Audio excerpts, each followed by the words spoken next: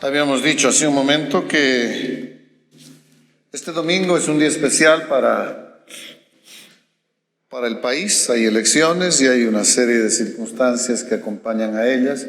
La gente pone su esperanza en elegir una nueva persona para que gobierne este país y a través de ella encontrar bienestar.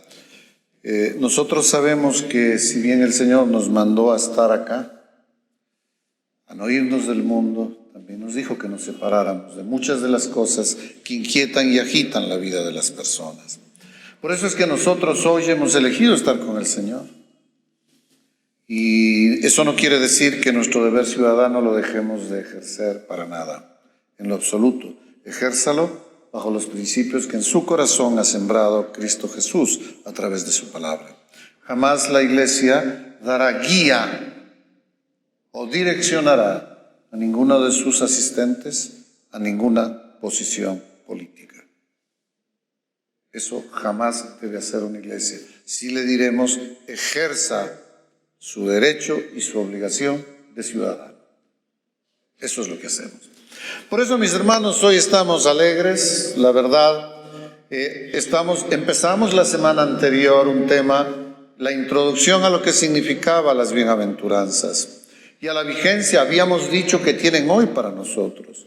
Jesús en el capítulo 5 de Mateo y el versículo 3 empieza diciendo, en el capítulo 5 versículo 1 dice: viendo la multitud subió al monte y sentándose vinieron a él sus discípulos y abriendo su boca les enseñaba diciendo, les enseñaba a sus discípulos. Nos enseña a nosotros y nos enseña para que vivamos conforme a estos principios que Él nos da. Y la primera bienaventuranza que hoy nos toca es la que está en el versículo 3 del capítulo 5 del Evangelio de Mateo. Dice: bienaventurados los pobres en espíritu, porque de ellos es el reino de los cielos. Jamás podría haber sido ninguna otra la primera bienaventuranza que se explique. Porque todo lo demás y todo aquello que está contenido en este capítulo de Mateo se deriva de esta primera bienaventuranza. Bienaventurados los pobres en espíritu, porque de ellos es el reino de los cielos. Es que nuestro Señor jamás hizo algo al azar. Jamás hizo algo porque ese momento no tenía otra cosa más que hacer. Mire, nos presenta las bienaventuranzas en una secuencia espiritual única y lógica. Por eso es que ninguna bienaventuranza podría haber empezado si no es por esta. La actitud totalmente contraria a los pobres en espíritu es el orgullo. Y algo que le pido, hermano, que siempre piense que no está hablando a los pobres materiales. Hay gente que ha utilizado esto con estos fines. Bienaventurados los pobres, y le quitan en espíritu, ¿no? Porque de ellos es el reino de los cielos. Entonces, condena a la persona que Dios le dio bienes económicos y levanta por el único hecho de ser pobres a las personas que no tienen bienes materiales. Lejos, muy lejos de la verdad bíblica. Lo que dice acá es que son pobres en el espíritu. Y que el orgullo, sabemos que es la actitud contraria a esta pobreza espiritual. Jesús inicia la enseñanza dando bendición, diciendo bienaventurados, fundamentándose en una nueva forma de vida. Una nueva forma de vida. Sin la pobreza espiritual no tendremos jamás acceso al reino de los cielos.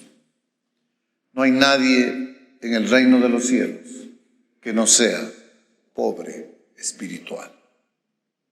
No hay nadie en el reino de los cielos que no sea un pobre espiritual. Esa es la característica y debe ser la característica de los hijos de Dios y de los ciudadanos del cielo. Esa es la primera. Todas las demás características, en algún sentido, son consecuencia o secuencias de esta primera que el Señor estableció el sermón para sus discípulos. Esta es una especie de vacío que crea el Señor, pobres en espíritu, que precede a la plenitud, a llenarse usted, mi hermano, de todo aquello que el Señor le quiere dar en las bienaventuranzas. Tiene que vaciarse primero. En su palabra nos dice Jesús que los platos se limpian, se vacían de adentro hacia afuera. Y lo que está diciendo es: bienaventurados los pobres, estableciendo una especie de vacío espiritual en cada uno de nosotros. Porque esto precede a la plenitud. Si un vaso está lleno de agua, no se puede llenar de nada más. Está lleno ya. Si no estamos vacíos, jamás seremos llenados de nada. Recuerde que Simeón lo dijo en el Evangelio de Lucas, que les pido por favor vayamos allá, al capítulo 2 del Evangelio de Lucas, al versículo 34. Dijo lo mismo de una manera diferente. Dice la palabra así: y los bendijo Simeón y dijo a su madre María: he aquí, este está puesto para caída y para levantamiento de muchos en Israel, y para señal que será contradicha. Fíjese el orden que utiliza: para caída y levantamiento. Se cae y Dios lo levanta. Tiene que estar vacío, mi hermano, ser un pobre en espíritu, para que el espíritu nuevo llene con plenitud la vida suya. La caída está antes del levantamiento, mi hermano, y esta es parte esencial del Evangelio. Pues antes de la conversión tiene que haber la convicción de que necesito ser converso, de que necesito ser salvado. El Evangelio de Jesucristo primero condena antes de liberar. De lo contrario, una persona que cree ser libre, ¿de qué debe ser liberado? ¿De qué debe ser liberado, mi hermano? Si usted es muy buena gente, si usted tiene muy buenas costumbres, si usted es muy inteligente, o tal vez usted es muy estudiado, usted está lleno de todo esto. ¿De qué lo puede llenar Dios? Si ya está lleno de todo eso. Veamos y vamos entendiendo por qué utilizamos estas palabras. Esta quizás es la afirmación más perfecta de la doctrina de la justificación por fe. Esta primera bienaventuranza: bienaventurados los pobres de espíritu. Usted y yo, hermano, que hemos visto nuestra bancarrota espiritual, ¿se da cuenta? Si usted cree ser una muy buena persona y que tiene muchas cosas buenas y no logra ver la inmensidad de su pecado, jamás podrá ser lleno de lo que Dios tiene para usted, mi hermano. Jamás. Ya estará lleno de las cosas que le agradan a usted, porque usted miró al de al lado y dijo: gracias, Señor, porque no soy como él. Pero el Evangelio de Dios nos hace mirar hacia Él, hacia Jesucristo. Y si usted ve la santidad del Dios al que servimos, no tiene más que postrarse y caer de rodillas y decir: Señor, perdóname, soy un infame pecador. Ese es el vacío, esa es la pobreza de espíritu. Y solo ahí podremos ser llenados. Mire,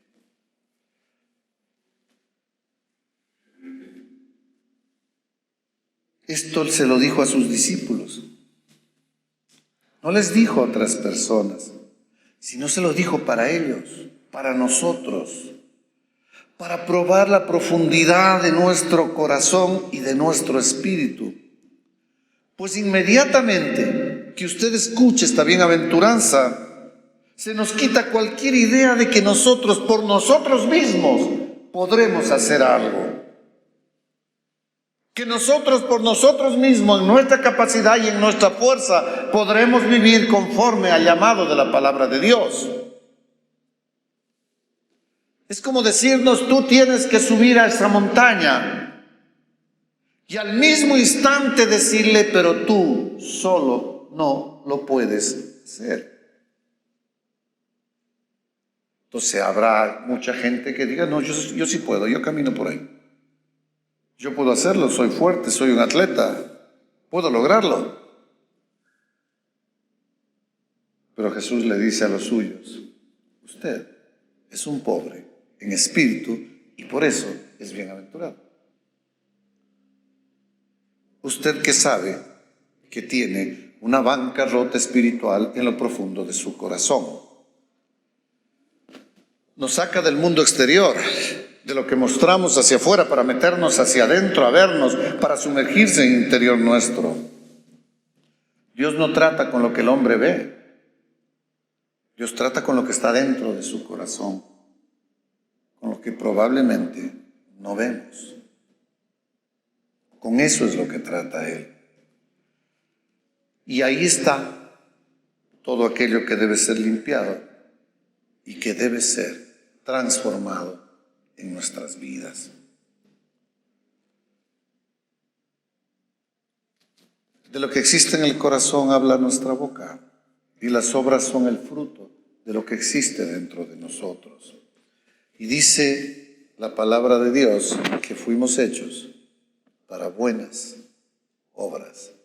Nuestra condición natural, una vez que aprendemos a morir a nosotros mismos, es servir a Dios y hacerlo todo para la gloria de Él.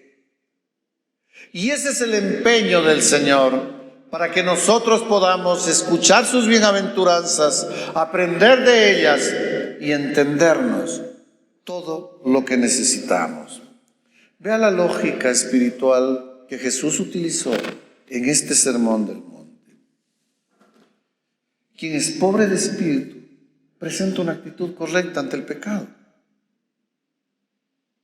Hermano, cuando usted ha pecado, no quiero tener la vergüenza de ser el único que ha pecado acá.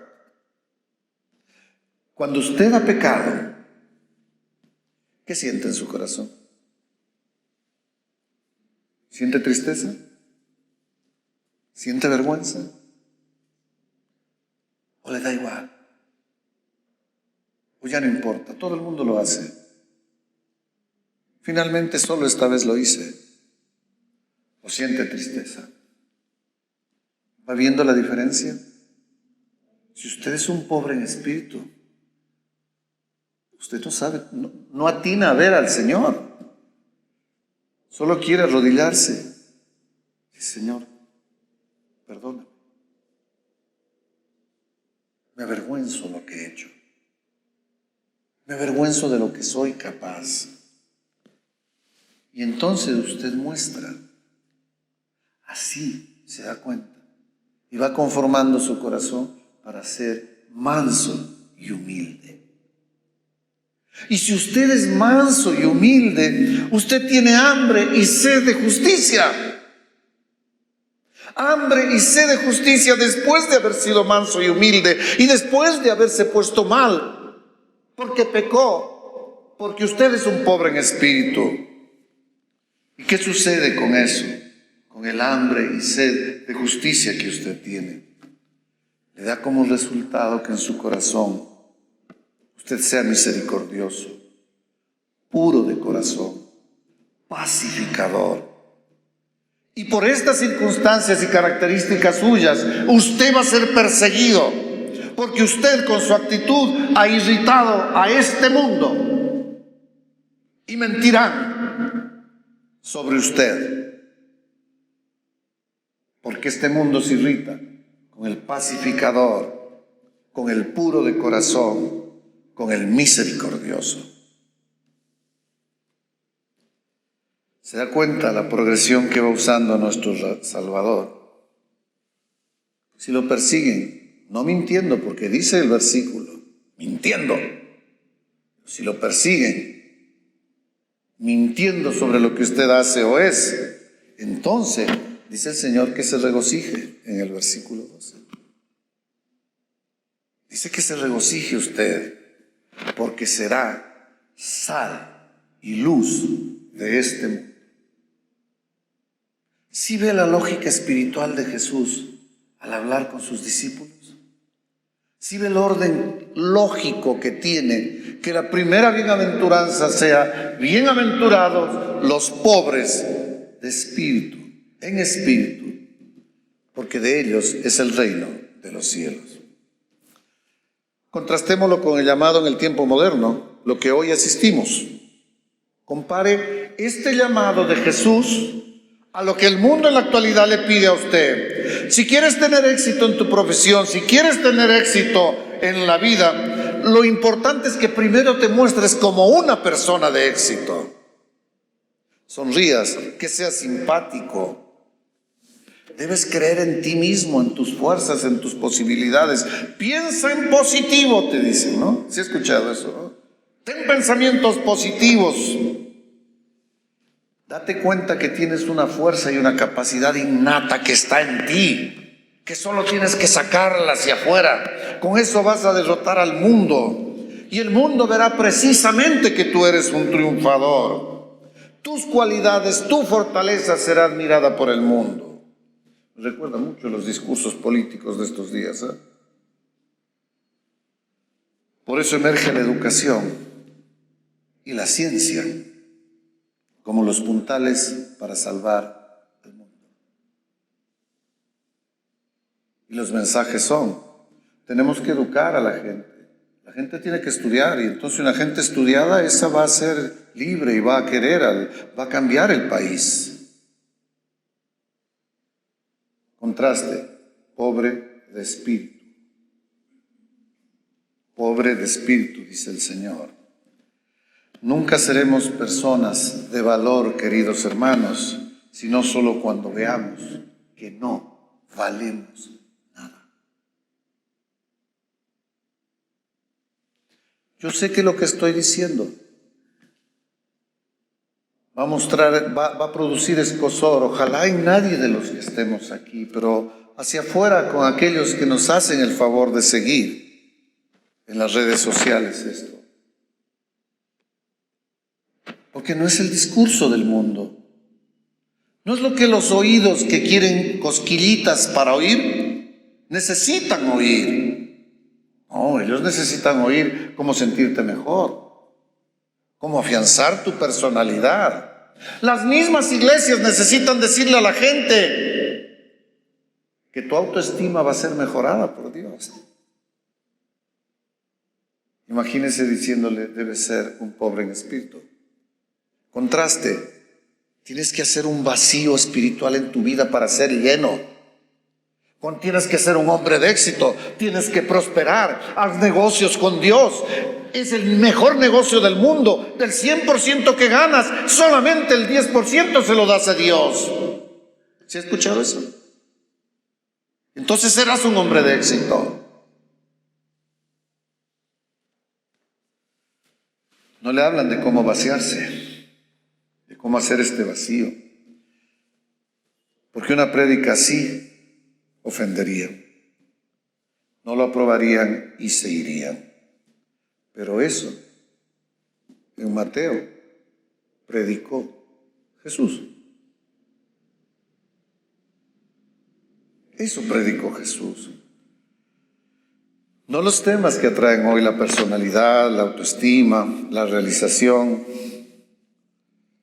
Eso contrasta con la mayor virtud que la Biblia nos trae el día de hoy, la humildad. Miren los obreros cristianos de otro tiempo, los evangelistas de otro tiempo. Eran muy discretos. La antítesis de lo que en muchas partes sucede hoy. Miren las fotos promocionales hoy de una campaña evangelística.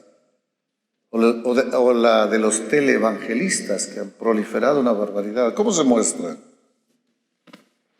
Con una sonrisa, seguros en sí mismos, prósperos, una muy lujosa vestimenta, con sonrisas para todo lado. Y entonces dicen, todo obrero es digno de su trabajo. Pregunto, ¿de qué hubiese sido digno Jesús con el trabajo que hizo? ¿Y sabe qué dijo Jesús? Las zorras tienen madrigueras donde dormir y el Hijo del Hombre no tiene donde asentar su cabeza. ¿Se acuerdan? Este evangelio es fuerte.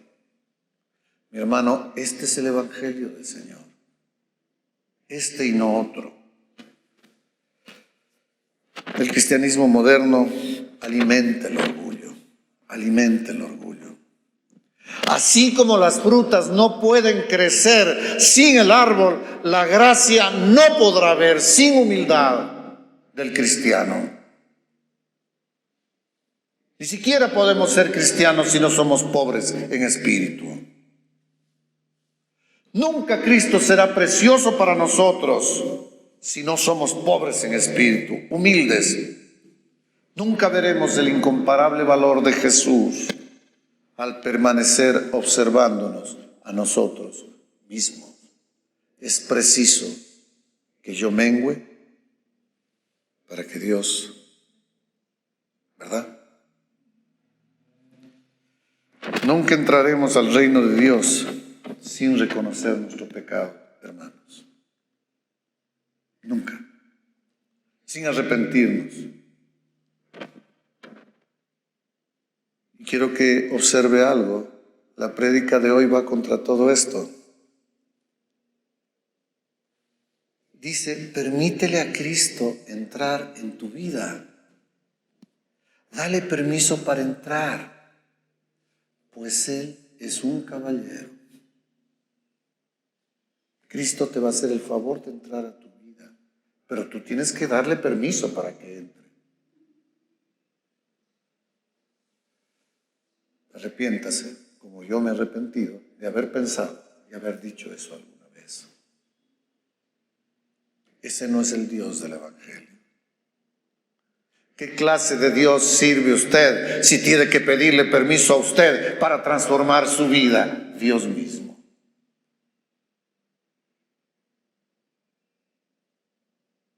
¿A qué clase de Dios sirve usted? Si cree que usted es tan importante o tan inexpugnable o está lleno de perfecciones que tiene muy poco que hacer en usted. ¿No ha escuchado decir a la gente, mire esa persona sin ser cristiano? Es mucho mejor que muchos cristianos y vive una vida mucho mejor que los demás, da a los pobres, etcétera, etcétera, etcétera. ¿Es eso lo que Cristo está diciendo? ¿Esa persona es un pobre en espíritu? Mi hermano, la Biblia describe la pobreza en espíritu como la cualidad necesaria para entrar en el reino de los cielos. Solo quiero que veamos un poquito el ejemplo de Jesús. Vamos a Romanos 8:3.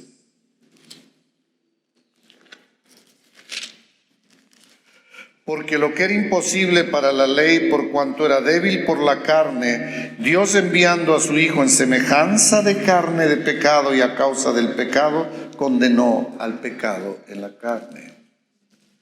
Jesús no tuvo como máximo ser Dios. Se despojó de aquello y se encarnó.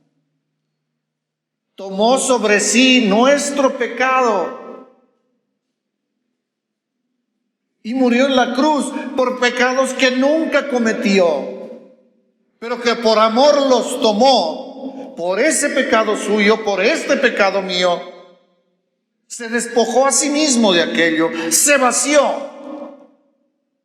Eso es pobreza espiritual. Y lo hizo Jesús. Entonces no tiene que mirar al vecino, ni al pastor, ni al ejemplo que la sociedad da, ni al predicador. Tiene que mirar a Jesús. Y Él es el que nos está enseñando esto. Filipenses 2:6, más adelante nomás. Filipenses 2:6 dice: el cual siendo en forma de Dios no estimó el ser igual a Dios como cosa a que aferrarse. Y quiero que veamos en Isaías 57:15. Isaías 57:15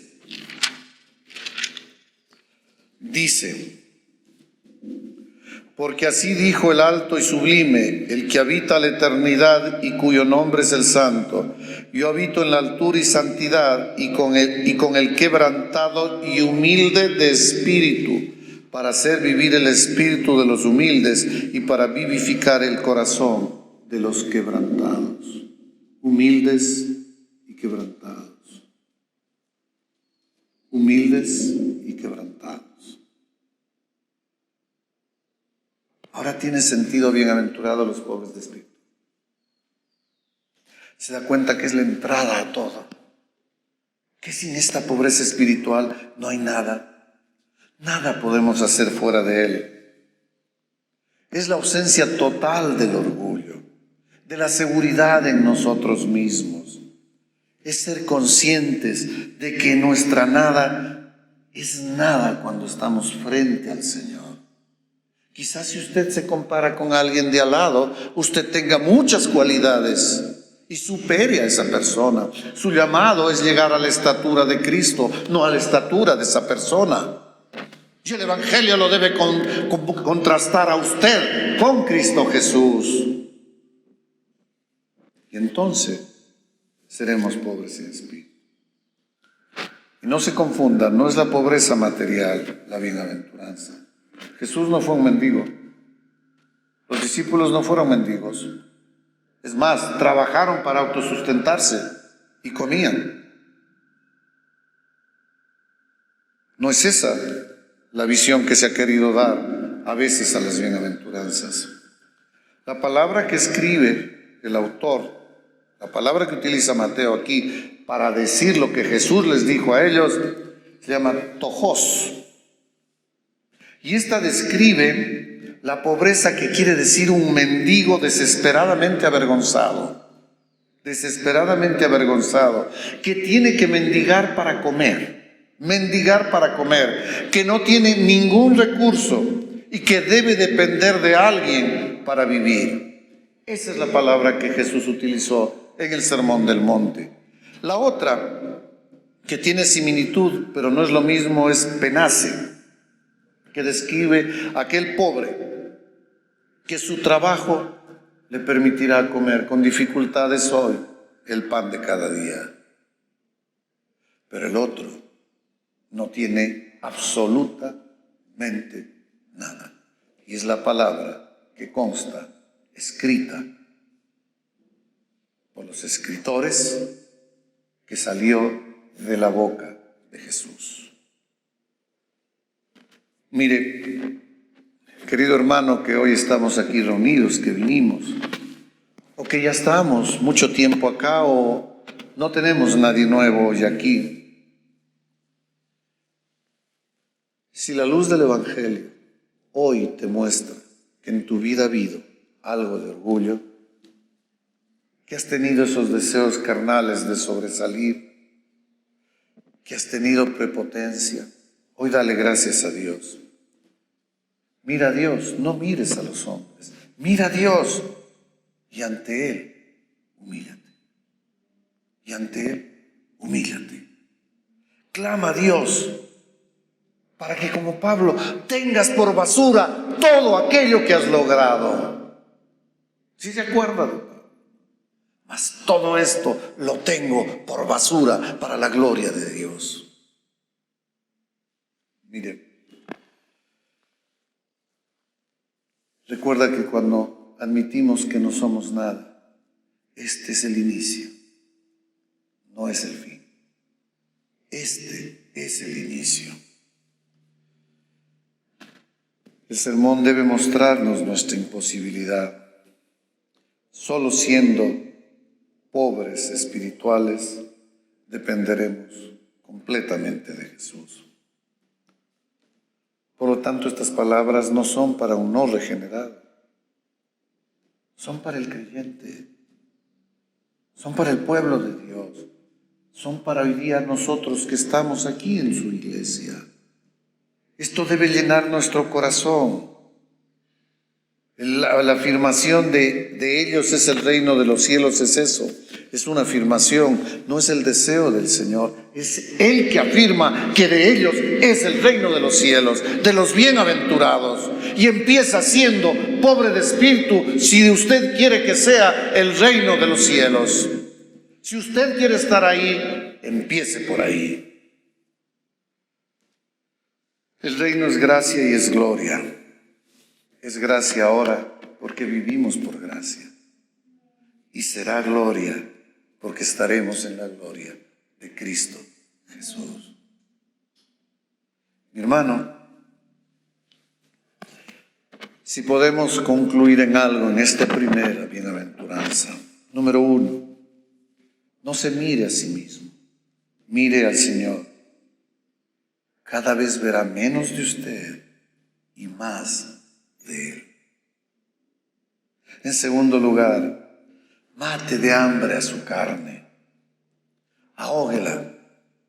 Ahogue su carne. Observe si en lo que hace, incluso en la iglesia, no está alimentando su orgullo. Si al bajarse del púlpito usted no piensa, qué buen sermón que hemos dado. Qué pobreza de espíritu habrá en eso. Qué hermosa alabanza que hemos hecho hoy, que ver. Qué pobreza de espíritu habrá en eso.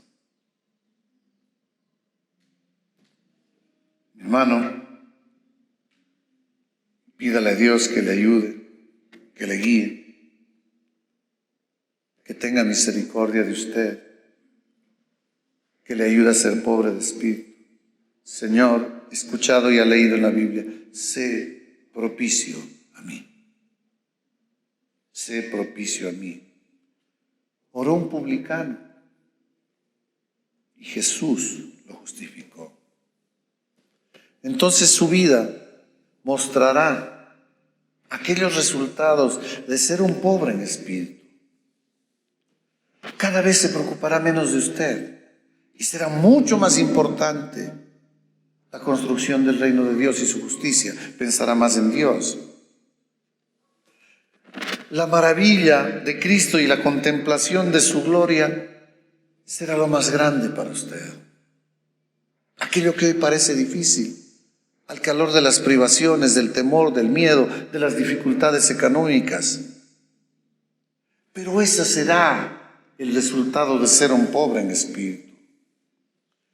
En tercer lugar, no se quejará nunca de su situación. ¿Sabe por qué? Porque al final usted sabe que no merece nada por lo que usted es. Y que solo el amor de Dios le dará todo cuanto Él quiera. Y todo lo que le dé será suficiente porque llenará todos sus anhelos. Pero los anhelos que son conforme a la palabra de Dios. No lo que el mundo le está enseñando, le está pidiendo. No esa prosperidad que se predica. De dinero, de bienes materiales.